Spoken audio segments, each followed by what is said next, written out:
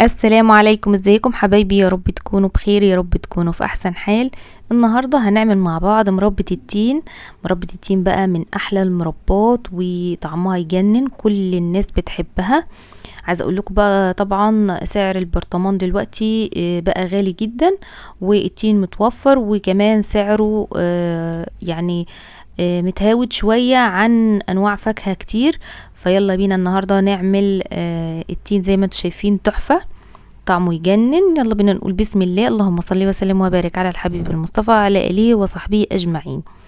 بصوا يا بنات، أنا هنا كنت غاسلة التين وقطعت كده كمية منه. وطبعا التينة لازم تفتحيها تبصي جواها قبل ما تقطعيها، لأن بيبقى فيه بعض كده منه بيكون فيه يعني حشرات، ريحتها مش كويسة، تستبعدي أي حاجة زي كده. تمام، لازم التينة بتاعتك تكون نضيفة كده وجميلة وحلوة. هنا انا مقطعاه قطع صغيرة بس مش صغيرة قوي، يعني انت براحتك بقى، عايزة تقطعيه قطع كبيرة قطع صغيرة اللي انت عايزاه. شايفين بقى التين بتاعي؟ انا عايزة اقول لكم التين اللي انا عاملاه مش زي الفيديو اللي انا عملته لكم قبل كده. شايفين التينة؟ تحس ان هي مخضرة، مش مستوية كويس، و مقفولة كده، وتحس ان هي عارفين انتوا الجميز، شبه الجميز ده شوية، فهيحتاج مني سكر كتير. اما انتي لو التين بتاعك يعني حلو واحمر كده ومستوي من جوه ومن بره ومفتح ما شاء الله حلو يعني، فمش هياخد منك كمية سكر كتيرة. التين من المربات اللي مش بتاخد سكر كتير يا بنات. الكيلو لو هو زي الفيديو الاولاني اللي انا كنت عاملاه معاكم، التينة بتاخد الكيلو بياخد 350 جرام. تمام. لو هو مثلا زي اللي انا عاملاه المرة دي كده مش مفتح ومخضر، تحسي كده ان التينة وانتي يعني بتفتحيها تحسي ان هي قلبها كده مش مستوي كويس، هياخد منك بقى نص كيلو من السكر تقريبا. تمام، يعني انا حاطه على الكمية دي تقريبا كده كيلو سكر. تمام، تقريبا هما 2 كيلو. فانا زي ما بقولك، لو التينة بتاعتك فخرة كده ومن التين النظيف الحلو المسكر، اللي تلاقي التينة كده محمرة وملحمة، مش هياخد منك غير 350 جرام بس من السكر. شايفين بقى؟ انا هنا طبعا كنت قطعت كل الكمية وحطيت عليها السكر وسيبته في التلاجة ليلة كاملة يا بنات، يشرب كده من السكر وينزل كل المية بتاعته. الخطوة دي مهمة جدا جدا في اي مربى انت هتعمليها في اي نوع فاكهة. ليه؟ بتخلي كده الفاكهة بتاعتك تنزل المية اللي فيها، فما تحتاجيش ان انت تزوديها مية خارجية. تمام. غير كده قطع الفاكهة بتاعتك بتشرب بقى من السكر اللي هي بايته فيه، وتلاقيها كده طعمها يجنن وتحفة. بعد ما بتستوي بتبقى فظيعة. هنا نزلت كل الكمية بتاعتي في حلة كده كبيرة. ولازم المربى بتاعتك، مربى التين دي بالذات او مربى الفراولة، تعمليها في حلة تكون واسعة عن الكمية اللي انتي عاملة فيها، لان هي من المربات اللي هي بتعلى شوية اثناء التسوية، و هتلاحظي معاك انتي بقى فوران وحاجات من دي، فانتي تعملي في حلة تكون واسعة شوية. تمام. هنا رفعت كده الحلة بتاعتي على النار، وفي الاول بكون معلية النار عادي عادي خالص. تمام. شايفين يا بنات؟ اللي اول مرة يزورني يا بنات يا ريت ما ينساش اللايك وكمان الاشتراك لو عجبكم الفيديو، تفعيل زر الجرس. هنا بقى اول كده ما بياخد غلوتين 3 بروح مهدية النار. شايفين الرغوة اللي انا بشيلها دي يا بنات؟ مش بشيلها في الاول، يعني اول ما المربى بتاعتي تغلي مش بشيل الرغوة دي خالص، بستنى كده دقيقتين 3 لما الرغوة دي تهدى شوية، هي بتقل شوية. تمام، ببدأ بقى ان انا اشيلها. ليه مش بشيلها في الاول؟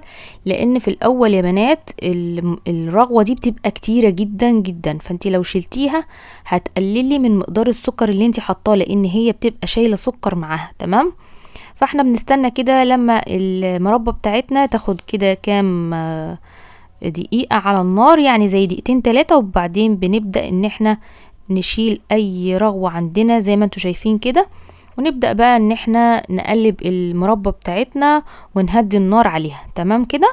شايفين بقى الخطوات هنا كده؟ كنت طبعا مهدية النار، وهحط كده نص معلقة صغيرة على ال2 كيلو مش مليانة من ملح الليمون. لو مش متوفر عندك ملح الليمون ممكن تحطي عصير ليمونتين متوسطين مش كبار قوي. تمام، زي معلقتين كده كبار من عصير الليمون. شايفين هنا لسه المربى بتاعتي طبعا معقدتش وما استوتش كويس، بس خلاص هي ما عادش فيها اي رغوه فوق. بقلبها بقى كل شويه كده وانا واقفه في المطبخ، كل شويه كده تديها تقليبه وتتابعيها.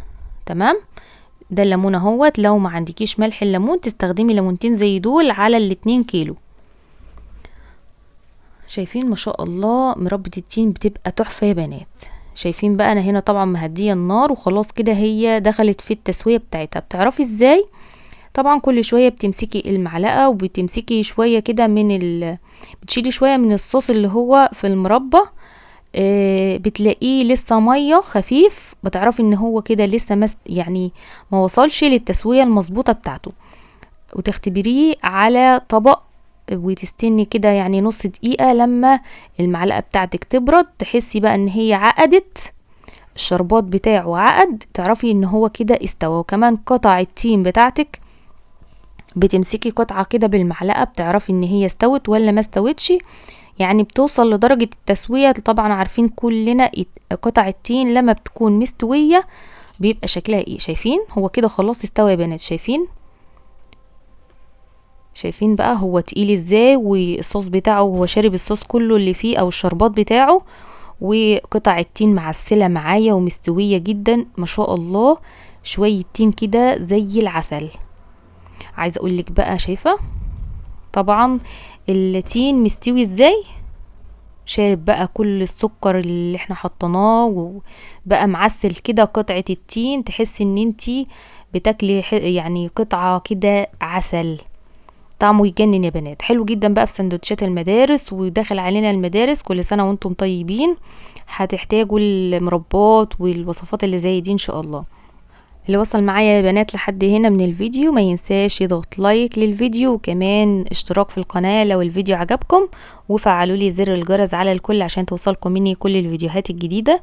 شايفين بقى المربى بتاعتنا في الوقت ده بكون انا غاسله بقى البرطمانات بتاعتي في ميه بتغلي ومنشفاها كويس جدا، مش بكون حاطه فيها ولا فوطه ولا منديل ولا اي حاجه، بسيبها كده تنشف لحد ما كل الميه اللي فيها تنشف لوحدها. تمام، وببدأ كده بعد يعني بسيب المربى بتاعتي تهدى كده تقريبا يعني 5 دقايق، وببدأ ان انا احطها في البرطمانات بتاعتي. عايزه اقول لكم يا بنات لو انت عامله كميه كبيره، شايفين بقى المربى تحفه، طعمها حلو جدا وشكلها يعني بيتكلم عنها. شايفين ما شاء الله حلوه جدا.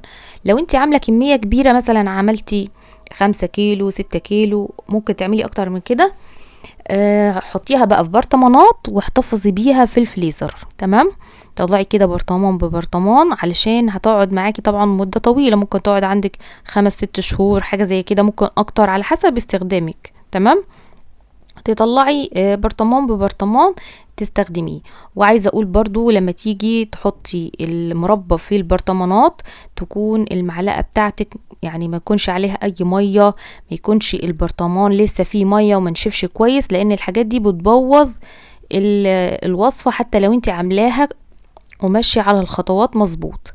تمام، فانت لو هتعملي كميه بسيطه حطيها في التلاجة من تحت عادي، لو هتعملي كميات كبيره وعارفه ان هي هتغيب عندك لا شيليها في الفريزر وطلعي برطمان ببرطمان وما بيحصلهاش اي حاجه.